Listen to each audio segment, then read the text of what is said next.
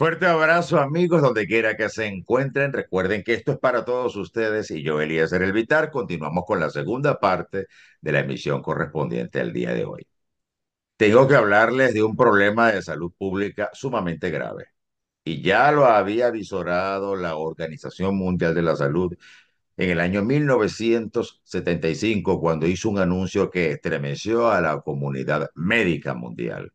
Cuando dijo que la obesidad se había triplicado en el mundo. Actualmente, esta enfermedad afecta a más de 800 millones de personas en el mundo. Y la Oficina Panamericana de la Salud para este año 2025, en el día de su conmemoración, que fue el pasado 4 de marzo, siempre prioriza el llamado de atención a la comunidad política y científica del mundo a fin de que se tracen planes de acción para su prevención fundamentalmente. Sabemos que la obesidad tiene una causa multifactorial. Son muchísimas las causas que producen obesidad y entre las principales recomendaciones están una alimentación saludable, una hidratación frecuente, una actividad física consona con la persona y por supuesto ambientes saludables, ya sea en el hogar o en el trabajo. Para hablar de este tema, tengo nada más y nada menos que a mi colega que ya ven en pantalla, el doctor Luis Level. Él es médico cirujano egresado de la Universidad Central de Venezuela, posgraduado en cirugía general en el posgrado de la Universidad Central de Venezuela, misma casa de estudios donde ambos nos formamos. Por cierto, somos compañeros de promoción.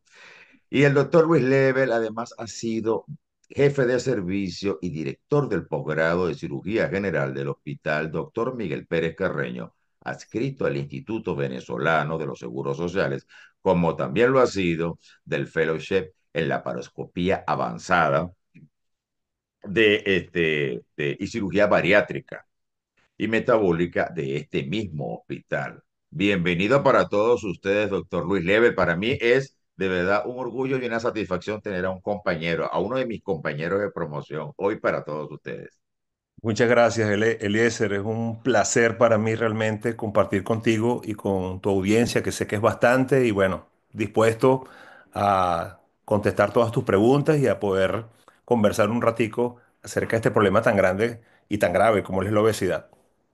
Sí, preguntas que son más que todas las mismas preguntas que se hace en la audiencia, son para orientar a la comunidad en general. Yo decía que, bueno, que para mí es un orgullo y una satisfacción presentar a uno de mis compañeros de promoción, porque comentaba yo con la doctora Rosa Cedeño, la colega que estuvo antes, que es una eminencia en genética. Estábamos conversando de que las nuevas generaciones de médicos se están formando con el auxilio de mucha tecnología, pero se han perdido cosas en el camino que nosotros, las generaciones de médicos anteriores, tenemos y lamentablemente los médicos de ahora no tienen. Y hay que decirlo, hay que llamarles la atención.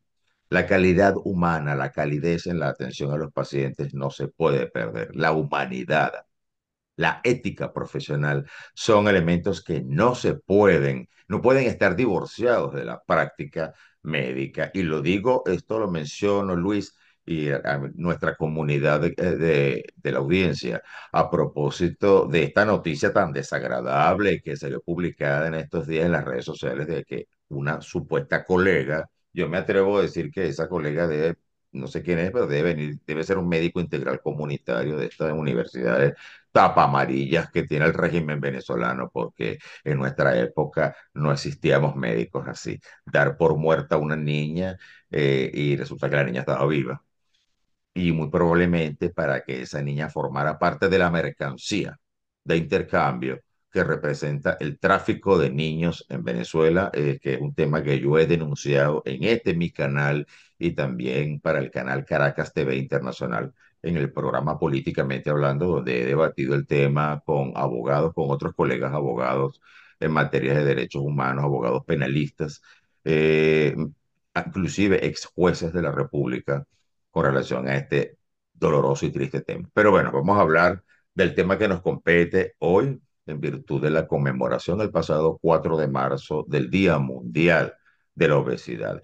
Yo había mencionado, doctor Level, que la etiología, la causa de la obesidad es multifactorial, como también es muy variado las formas de tratamiento, pero cuando ese tratamiento que incluye lo que yo mencioné ya, la alimentación saludable, la actividad física, la hidratación frecuente y el cambio de ambiente no son suficientes, si además de eso atacamos todas las causas médicas que pueden producir obesidad y el paciente no deja de ser obeso, no pierde peso, ¿de qué opciones disponemos? En eso tú eres el experto. Te cedo la pantalla.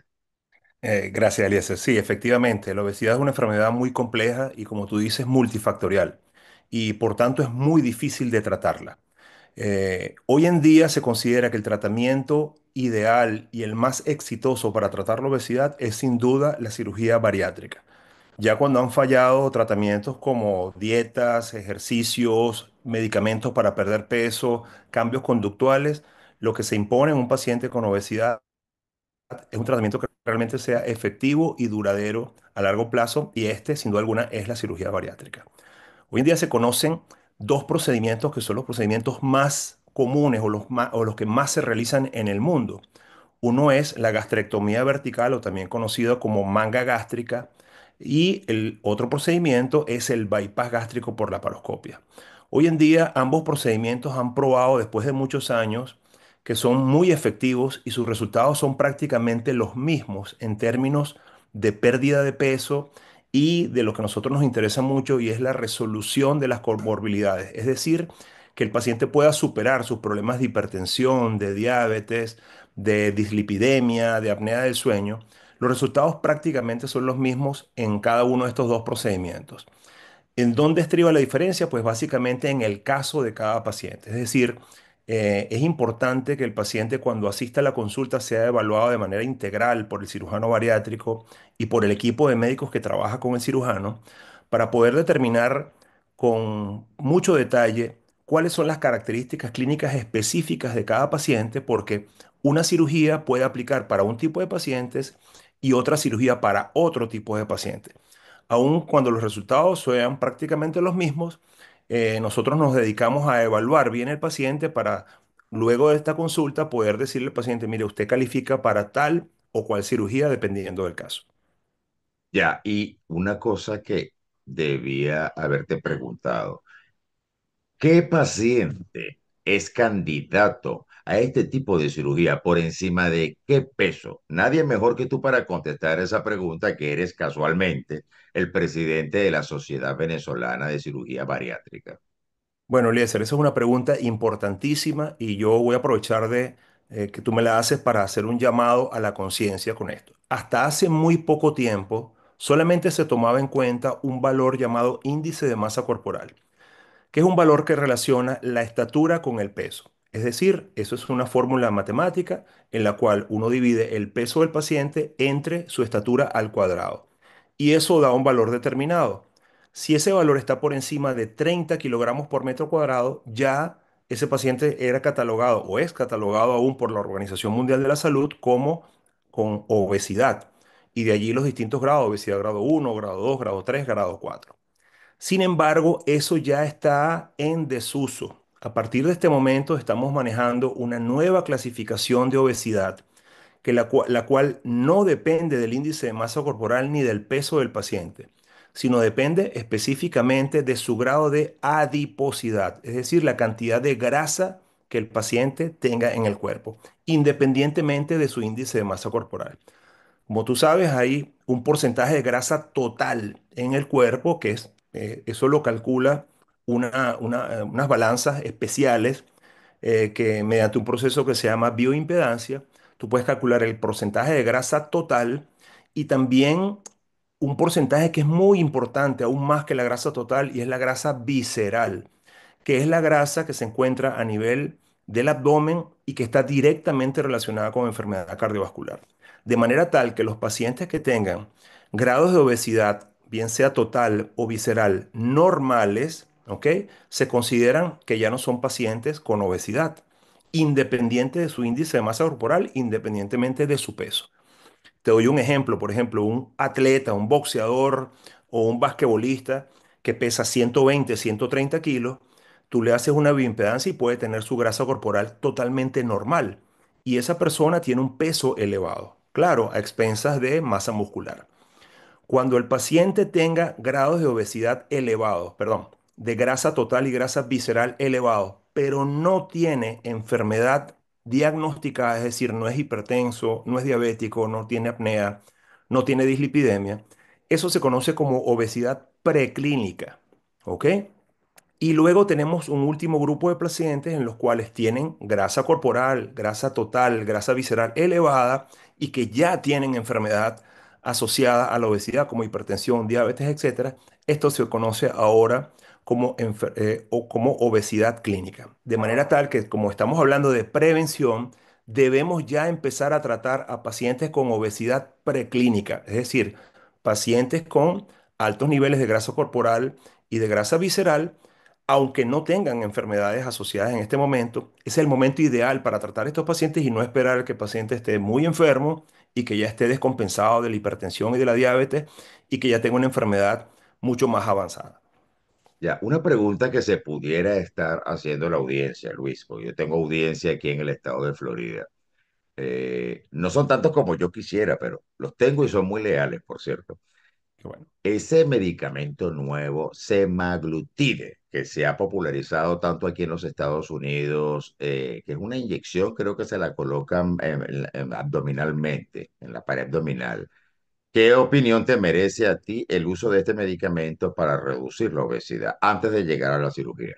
Bueno, fíjate tú, en estos momentos hay un boom con el tema de los análogos de la hormona GLP-1. Es una hormona que se secreta en el intestino delgado y que esa hormona ahora ha sido sintetizada y es administrado en una inyección que es muy famosa, tiene muchos nombres, ¿ok? Lo importante es conocer lo siguiente. En primer lugar, ese medicamento originalmente se diseñó para tratar a pacientes diabéticos. Eso es lo importante, no para tratar obesidad. ¿Qué sucede? Que este medicamento tiene algunos efectos secundarios. Disminución del apetito, retardo en el vaciamiento gástrico, etcétera. Y estos efectos secundarios son los que se han observado con el tiempo, que han logrado que algunos pacientes pierdan peso. Ahora, mi opinión es muy clara con respecto a los análogos de la GLP-1. No se pueden comparar bajo ningún concepto con la cirugía bariátrica porque los resultados no son de ninguna manera comparables. Mientras un paciente se inyecte análogos de GLP-1, solamente va a lograr perder aproximadamente el 20% de su exceso de peso, comparado con la cirugía bariátrica que puede lograr que un paciente al término de un año pueda perder entre el 75 y el 80% de su exceso de peso. Es decir, la diferencia es demasiado grande. ¿Ok? Entonces, se le está dando mucha publicidad a estos medicamentos, el semaglutide, el liraglutide, tercipatide, etcétera, pero sus resultados definitivamente no son comparables con la cirugía bariátrica y veo con preocupación cómo estos medicamentos se están indicando de manera indiscriminada, sobre todo en pacientes con grados de obesidad extrema. Y creo que eso no es el deber ser. ¿A dónde creo yo que va esto? Bueno, yo creo que el futuro nos va a dar la respuesta con respecto a la utilidad de estos medicamentos y yo los veo como una terapia complementaria a la cirugía bariátrica. Es decir, estos medicamentos pueden potenciar el efecto beneficioso de pérdida de peso y de resolución de comorbilidades que tiene la cirugía bariátrica, más no considero que sea adecuado indicarlos solos para tratar la obesidad porque sus resultados son muy pobres en comparación a la cirugía bariátrica y entonces eso crea muchas expectativas en un paciente que, bueno, de repente tiene temor a ser operado porque, bueno, es una intervención quirúrgica, entonces, bueno, prefiere inyectarse. Aparte, estos medicamentos son dosis dependientes. ¿Qué quiere decir esto? Que funcionan, tienen efecto mientras te los estés poniendo. ¿Ok? El día que no te pongas la inyección, ya cesa inmediatamente el efecto del medicamento y entonces ahí es donde empezamos a ver los resultados que no son los más adecuados. Así que hay que tener mucho cuidado con este tratamiento. A eso último que acabas de mencionar se iba a referir mi siguiente comentario. Una vez que se deja de administrar el medicamento, los efectos se suprimen. Es decir, es totalmente reversible. Pero ¿qué tan reversible, qué tan irreversible, qué tan irreversible es el tratamiento quirúrgico a través de la cirugía bariátrica y la manga gástrica, por ejemplo. Bueno, fíjate, Eliezer, estos tratamientos están hechos, están diseñados para no ser reversibles, para que no sea necesario revertir el efecto. Al contrario, la ventaja de la cirugía bariátrica es que siendo un procedimiento tan efectivo, tiene efectos que son duraderos a muy largo plazo. De hecho, por ahí escuché una vez, no, que la cirugía dura 10 años, 5 años. No, eso no es verdad. La cirugía es para toda la vida. Y el paciente debe estar consciente de que debe cuidar su cirugía para que sus efectos se prolonguen en el tiempo. ¿De acuerdo? Así que no hablamos de que sea reversible o no reversible. Por ejemplo, en el caso de una manga gástrica, ese procedimiento no es reversible porque en la manga gástrica quitamos el 80% del estómago y dejamos solamente un tubo que ocupa el 20% del estómago. Por lo tanto, eso es imposible que vuelva a la anatomía original. En el caso del bypass, muy poca gente lo sabe, pero sí, el bypass puede ser una cirugía reversible, pero obviamente no está indicada para que sea de esta manera, sino que tenga un efecto que sea efectivo ahora y duradero en el tiempo. Por lo tanto, no se plantea la posibilidad de que un paciente tenga que revertirse a una anatomía normal después de un bypass gástrico. El término cirugía bariátrica, ¿a qué se refiere? Bueno, ¿Qué significa el término bariátrico para bariátrico nuestra audiencia? significa, bariátrico significa varos, peso, y iatros, que es tratamiento. Por eso se llama bariátrico, es el tratamiento del peso a través de una intervención quirúrgica. Ahora bien, ¿en qué consiste la primera de ellas? Ok, la Que es gastrectomía el vertical. bypass gástrico. Ok, hablemos del bypass gástrico. El bypass gástrico es un procedimiento quirúrgico que tiene, digamos, algunas fases, ok, algunas partes que componen el tratamiento. El primer lugar es la reducción del tamaño del estómago, ok. En el bypass seleccionamos un pequeño segmento de estómago en la parte proximal del mismo y ese segmento lo vamos a transformar en el nuevo estómago del paciente. El resto del estómago queda en su sitio, él sigue funcionando, produciendo jugos gástricos, produce hormonas, pero no va a recibir alimentos. Los alimentos van a llegar a un pequeño reservorio gástrico. Ese reservorio gástrico lo vamos a conectar con el intestino delgado de manera tal de darle continuidad a los alimentos que el paciente ingiere para que posteriormente, luego que estos alimentos han descendido a través de lo que llamamos asa alimentaria, se conecte con la parte que habíamos cortado originalmente del intestino delgado y en ese momento comience la absorción de los alimentos. Es donde se mezcla los alimentos que ingiere el paciente con los jugos gástricos, biliares y pancreáticos. Originalmente se pensaba que esta cirugía era restrictiva porque disminuía la cantidad de alimentos que ingería el paciente y también producía cierto grado de disminución de la absorción de los alimentos. Hoy se sabe que eso no es cierto. Realmente lo que ocurre es que al llegar estos alimentos más rápido al tubo digestivo en el intestino delgado, se promueven la secreción de hormonas, entre ellas la GLP-1 de la que estábamos hablando anteriormente, pero la hormona de manera natural, es decir, la hormona que se secreta naturalmente en el intestino delgado y esta a su vez va a actuar a nivel del páncreas para regular la producción de insulina. Es decir, la cirugía, mucha gente piensa que es solamente cortar el estómago y engraparlo y pegarlo al intestino delgado, pero no. La cirugía tiene un gran efecto hormonal y metabólico que es el que a final de cuentas va a regular la producción de insulina y va a revertir estos procesos metabólicos de enfermedad a nivel cardiovascular, a nivel de lípidos, que son los que finalmente terminan en consecuencias deleterias para el paciente, como puede ser un infarto, una enfermedad cerebrovascular, etcétera. Entonces, así funciona el bypass gástrico. Estómago pequeño y conexión en el intestino delgado para promover hormonas que regulan la producción de insulina en el páncreas, la cual es responsable de todos los problemas hormonales que tiene el paciente con obesidad y que lo llevan a comer de una manera exagerada, de manera desenfrenada, haciendo que el paciente progresivamente aumente de peso. Yo he escuchado anteriormente especialistas hablando acerca de que estos pacientes que son sometidos a este tipo de tratamiento deben ser atendidos por un equipo multidisciplinario. O sea, que no es solamente el trabajo tuyo, no termina cuando cierras los planos y te lavas, te quitas los guantes. No. es enviar a estos pacientes al nutricionista, porque ellos tienen que saber que sus hábitos alimentarios van a variar. Y también yo creo que antes y después deben tener apoyo psicológico, porque el obeso come, así como aparece descrito, el obeso come como tiene cerebro de gordo, la persona que es obesa, y eso es muy difícil cambiar el cerebro de un gordo. Tiene que ser con hábitos. Y eso solamente lo logra con apoyo psicológico, porque conozco a más de uno allá en nuestro país que, bueno, inclusive un colega nuestro, en el Colegio de Médicos de Miranda, una oportunidad vi que comiéndose una parrilla y tenía, no sé, 3 meses de operado y se le atravesó un pedazo de carne y hubo que sacarlo de emergencia para una clínica. Y en Sí. cuanto a la manga gástrica, ¿podías describir en qué consiste el proceso y cuáles son sus Por supuesto beneficios? que sí. La manga gástrica es una cirugía bariátrica también, que como decía anteriormente, tiene los mismos efectos en cuanto a término, a cuanto a pérdida de peso y resolución de comorbilidades, como lo es el bypass, pero un procedimiento que se ejecuta de manera distinta. En primer lugar, solamente trabajamos en el estómago. No hay, digamos, intervención quirúrgica en el intestino delgado, como lo es en el caso del bypass. Y en la manga, como lo decía hace ratico, se hace un corte a todo lo largo del estómago, por eso se llama gastrectomía longitudinal. Y en ese corte vamos a remover el 80% del estómago, dejando un tubo o manga, o como se conoce en Estados Unidos, lo conocen mucho con el nombre de sleeve, ¿ok? Y al quitar el 80% del estómago, estamos logrando unos efectos bien interesantes, no solamente dejando un estómago pequeño, sino que en primer lugar vamos a remover una hormona que se produce en la parte más proximal del estómago que se llama fundus gástrico.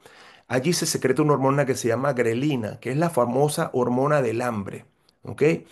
Esa hormona se secreta en todo el tubo digestivo, pero el sitio donde más se produce es precisamente en el fundus gástrico. Entonces, al remover el estómago con el fundus, pues estamos promoviendo que el paciente cese en su ansiedad por comer, que es una de las cosas más importantes y a través de las cuales el paciente tiene que luchar mucho. Esa desesperación, esa ansia por comer, esa hambre, digamos, difícil de tratar, se resuelve muy bien con la manga gástrica. Y aparte de eso, también tiene un efecto a nivel de las hormonas GLP-1 a nivel intestinal, porque el estómago normalmente es un reservorio, una bolsa que almacena alimentos, pero ya ahora al no tener esa capacidad de almacenamiento, esos alimentos van a llegar más rápido al intestino delgado e igualmente van a hacer que se produzca GLP-1 y otras hormonas intestinales que también regulan la producción de insulina en el páncreas. Así que como tú ves, ambas cirugías tienen efectos muy parecidos, pero como decía, cada una tiene una indicación dependiendo del caso de cada paciente. ¿Quién es candidato a uno y quién es candidato a la otra? Bueno, eso sería un programa completo, pero te puedo adelantar algunas cosas. Por ejemplo, si yo tengo un paciente con obesidad, independientemente del grado de obesidad, que tiene una enfermedad por reflujo severa. ¿Qué es reflujo? Bueno, el ácido se devuelve hacia el esófago y produce lo que llamamos esofagitis o en un grado muy extremo que es esófago de Barrett, que es una lesión premaligna. ¿Ok? En estos pacientes lo que está indicado es hacer un bypass gástrico, porque el bypass gástrico tiene la propiedad de desconectar un segmento del estómago del esófago y por lo tanto, o perdón, del resto del estómago y por lo tanto ya los ácidos no van a regurgitar hacia el esófago. Por lo tanto, en estos pacientes ahí está indicado un bypass. En el caso de la manga gástrica, esta cirugía ya estaría contraindicada porque en la manga gástrica sigue conectado el estómago con el esófago. Entonces, en estos casos lo que debemos hacer es bypass gástrico. Por ejemplo, la manga gástrica es una cirugía también muy efectiva y que se puede hacer en muchos tipos de pacientes. Por ejemplo, en pacientes jóvenes, ¿ok? Que no tengan enfermedad metabólica todavía, que no sean prediabéticos, que no tengan insulina elevada o que no tengan dislipidemia, es una excelente cirugía porque puede lograr los mismos efectos, ¿ok? De regulación de enfermedad asociada, de control de la insulina, haciendo un procedimiento en el cual solamente removemos el 80% del estómago. Y así podemos hablar de, digamos, de múltiples ejemplos en los cuales se puede utilizar una u otra cirugía. Otro ejemplo puede ser, por ejemplo, para hacer manga gástrica, aquellos pacientes que tengan alguna enfermedad eh, como decir, los pólipos, por ejemplo, pólipos gástricos, ¿ok? O que tienen antecedentes de cáncer gástrico en la familia, por decirte. Esos pacientes es preferible hacerles una gastrectomía vertical, una manga gástrica, porque tú necesitas hacer a futuro estudios endoscópicos para vigilar que en ese estómago no vaya a haber crecimiento de pólipos o alguna lesión premaligna. Entonces, ese es otro ejemplo de pacientes en los cuales se prefiere hacer una manga y no hacer, por ejemplo, un bypass donde queda un estómago excluido que después no lo podemos evaluar. Eso es lo más frecuente. Ahora fíjate una cosa, pacientes diabéticos, pacientes portadores de dislipidemia, que es la elevación de los colesterol, los triglicéridos, estos pacientes, ¿cómo varía sus parámetros de laboratorio luego de este tipo de cirugía? Mira, esa pregunta es interesantísima. Una de las enfermedades más graves asociadas a la obesidad es la diabetes. Y los resultados de la cirugía son increíbles. Y de hecho son inmediatos, ¿ok? Mucha gente piensa que no, que hay que esperar que la persona pierda peso. No, el efecto hormonal se revierte de inmediato. Y un paciente diabético que los hemos tenido, incluso insulinodependientes, con altas dosis de insulina inyectada, ¿ok? Bajan las dosis e incluso hemos tenido pacientes que han revertido la medicación, ya dejan la insulina y empiezan a tomar hipoglicemiantes orales. Y eso es algo maravilloso para un paciente porque imagínate lo que significa para un paciente diabético tipo uno tipo 2 estarse inyectando insulina todos los días y que ahora no necesites la insulina, sino que ahora con una simple pastilla puedes controlar tu problema de diabetes. Y esos efectos son inmediatos y son duraderos y son muy, muy alentadores para los pacientes diabéticos sometidos a cirugía bariátrica. Ojo, con cualquiera de las dos cirugías, ¿no? Tanto manga como bypass gástrico. Y nosotros mencionábamos al principio que estos pacientes con este tipo de obesidad tenían una afectación muy, muy grave del sistema cardiovascular porque tienen un riesgo a mayor barriga, mayor cantidad de grasa en el abdomen, ese índice abdominal aumenta el riesgo de enfermedad cardiovascular, de infartos, Totalmente. específicamente para nuestra audiencia. Pero hay otra cosa que la gente, por la cual yo en algún momento, yo no sé si los llegaste a operar tú cuando yo estaba en el Hospital Pérez Carreño, pacientes que yo envié a la consulta para que fueran evaluados porque eran pacientes que eran portadores de hernias lumbares, pacientes con artrosis severas en las rodillas y entonces tenían dificultad para la marcha, dolor neuropático, trastornos parestésicos en las extremidades, sensación de corrientazo, adormecimiento para nuestra audiencia.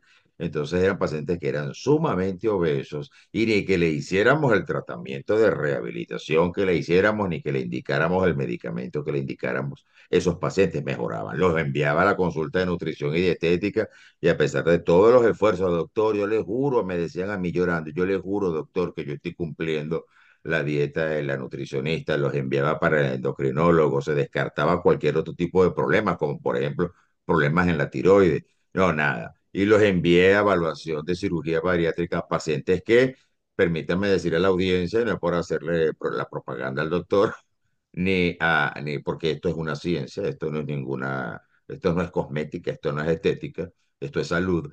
Pacientes mejoraban considerablemente su clínica. Totalmente. Entonces son cosas que deben tomarse en cuenta. Ya para cerrar, Luis, ¿qué pacientes, apartando las consideraciones clínicas que nosotros conocemos, pacientes que tengan un riesgo cardiovascular y no pueden ir a cirugía, apartando eso, qué pacientes no debe someterse a una cirugía de este tipo? Porque hay gente que yo he visto, sobre todo las damas, que tienen un aumento de peso, tiene un aumento, un discreto sobrepeso. Entonces, no hacen dieta, no hacen ejercicio, no se hidratan, no tienen un estilo de vida saludable, pero ellas dicen, no, yo esto lo resuelvo con cirugía, como resuelven casi todo hoy día. Ese paciente, ustedes lo operarían. No, para nada. De hecho, por eso quiero repetir lo que mencionaba acerca de los nuevos criterios diagnósticos para obesidad. Un paciente que no tenga obesidad basado en que no tiene elevación de su grasa visceral ni de su grasa corporal, no es candidato para cirugía. Eso hay que tenerlo muy claro y hay que entender que la cirugía bariátrica no es una cirugía estética. La cirugía bariátrica se hace para pacientes que tienen una enfermedad muy grave, enfermedad que se llama obesidad. Obviamente, un paciente con obesidad que se opera y pierde peso y llega a un peso saludable se va a ver muy bien. Desde el punto de vista estético, visual, se ve muy bien. Pero hay que entender que este paciente estaba muy enfermo, ¿ok? Y que ahora ha resuelto esa enfermedad que es la obesidad, como es cualquier otro tipo de enfermedad. Eso hay que tenerlo muy You, claro. Entonces, you, pacientes con grasa visceral o grasa corporal normal no son candidatos para cirugía bariátrica. sí, eso es yo tengo que hacer mucho ejercicio, porque la grasa mía solamente se acumula a nivel del abdomen. Yo me veo delgado, yo estuve muy gozo, muy gordo en agosto y se me subió el colesterol y el colesterol malo. Ujú. Y yo creía que yo siempre había tenido una alimentación saludable, pero yo no sé qué pasó en el camino, ¿vale? Como que me puse flojo. Y subí mucho de peso, tuve que comprar ropa nueva. Y la última fotografía que me tomé para una sesión de fotos que me hicieron una empresa en la que yo trabajaba, una empresa que trabajaba con abogados de accidentes, tú lo debes recordar. Sí. Mira, yo siento que tengo la cabeza enterrada aquí de lo gordo que yo estaba. Bueno, yo comencé dieta por mí mismo y por supuesto, yo que tengo dos operaciones ya en la columna, mira, tú no te imaginas la sensación de bienestar que tengo y allí Claro. iba. Mira, porque no fue mi caso, y si hubiese sido mi caso, no tengo ningún rollo en comentarlo. Los problemas que trae en el autoconcepto, la autoestima de las personas, y eso es invariablemente, eso no depende de la edad ni del sexo. Claro, lo vemos más frecuentemente porque lo vemos y lo escuchamos en las damas, los problemas de autoestima por la obesidad. Entonces, esos son pacientes que también, como lo dije anteriormente, deben ser abordados por un equipo multidisciplinario. Totalmente. Y El ese trabajo abordaje tuyo no comienza. termina con la cirugía. Ese trabajo comienza antes de la cirugía, ¿ok? Sí. Eso es algo importante. El acompañamiento del equipo multidisciplinario comienza antes de la cirugía y continúa después de la cirugía, sin ninguna duda. Ese es el secreto para el éxito de un Y una paciente bariátrico. ñapita, una ñapa, Luis, Ujú. después que tú los operas, eh, ¿cuándo termina el seguimiento de estos pacientes? Mira, estos pacientes para mí no concluyen nunca el seguimiento. No se debe concluir. Yo creo que el paciente tiene que ver esto como si fuera un cáncer. Así hay que entenderlo, de serio. Tiene que haber un seguimiento anual con exámenes de laboratorio, con niveles de medicamentos en sangre, de vitaminas y todas estas cosas a futuro, porque esta es una enfermedad que si no se cuida regresa. ¿Ok? Y hoy en día consideramos esa analogía entre el cáncer y la obesidad. El tratamiento es multifactorial, es difícil de tratar y hay que hacerle seguimiento. Así que después del primer año, que es digamos, el lapso en el cual el paciente tiene que acudir más a la consulta, por lo menos una vez al año, el paciente tiene que asistir a consulta con su nutricionista, con el psicólogo, con el cirujano, para continuar con el seguimiento, porque ese es el secreto del éxito de esta cirugía. Qué bueno que lo hayas mencionado, porque una de las causas que aumenta la probabilidad de aparición de cualquier tipo de cáncer es la obesidad. Exactamente, así es. Luis, yo muy agradecido contigo por tu tiempo y la paciencia que tuviste para conectarnos. Tuvimos unos problemitas técnicos al principio, pero no sé si quieres agregar algo más. No, bueno, primero agradecerte por la invitación, Eliezer, y hacer conciencia, sobre todo conmemorando el Día Mundial de la Obesidad, de que la obesidad es una enfermedad grave, crónica, inflamatoria, difícil de tratar y que requiere de apoyo multidisciplinario y de tratamientos que sean de primera línea, que sean efectivos y que sean duraderos. Hay muchísimos tratamientos. Pero hay que tener claro que hoy en día, en este momento que tenemos esta conversación, el tratamiento más efectivo para la obesidad es la cirugía bariátrica. Tus redes sociales y dónde localizarte en la clínica, no Santa quiero Sofía. equivocar, en la Santa Sofía. Sí, bueno, mis redes sociales en Instagram, que es red que utilizo, @Dr. Luis Level, y mi consultorio está en la clínica Santa Sofía, en el piso 2, ahí estoy a la orden para, digamos, evaluación y para cualquier duda referente a obesidad y cirugía bariátrica. El teléfono de contacto lo voy a mandar a poner aquí abajo. Sí, 0414-325-1933. Muchísimas gracias, Luis. Espero seguir contando contigo para próximas oportunidades en nuevos temas de interés para la comunidad. Con mucho gusto. Y a mi audiencia le digo que no se olviden que aquí abajo está la cajita para que ustedes le den like, se suscriban, activen la campanita de notificaciones, emitan sus comentarios que siempre son bienvenidos y por favor compartan el programa. Yo les agradezco muchísimo su audiencia Y recuerden que no solamente vamos a salir a través de Más Salud para Todos con el doctor Eliezer Elvitar, sino que a través también de Siga Toca Noticias Radio, bajando la aplicación Senoplay, ¿ok? Así que se me cuidan mucho hasta la próxima emisión del programa. Amigos, él fue el doctor Luis Lev, el cirujano general, experto en cirugía bariátrica. Esto fue para todos ustedes y yo, Eliezer Elvitar. Nos vemos en la próxima emisión del programa. ¿Sabes qué tan pura es el agua que estás tomando ahora mismo? Lo que parece inofensivo podría estar cargado de impurezas, acidez que afectan tu salud. Pero hay una solución: agua purificada y alcalina, y nosotros la podemos llevar a tu hogar. La realidad es esta: la mayoría del agua que consumes no es tan limpia como creemos.